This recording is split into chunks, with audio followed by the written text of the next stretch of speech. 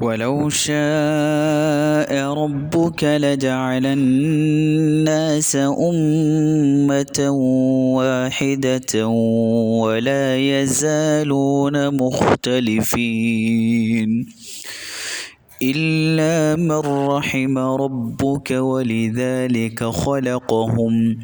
وتمت كلمة ربك لأملأن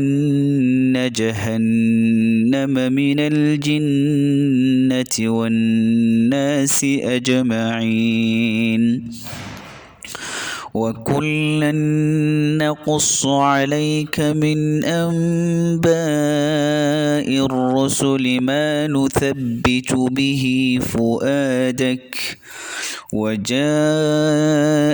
في هذه الحق وموعظة وذكرى للمؤمنين وقل للذين لا يؤمنون اعملوا على مكانتكم إنا عاملون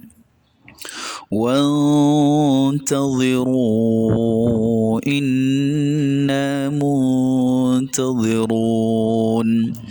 ولله غيب السماوات والأرض وإليه يرجع الأمر كله فاعبده وتوكل عليه وما ربك بغافل عما تعملون.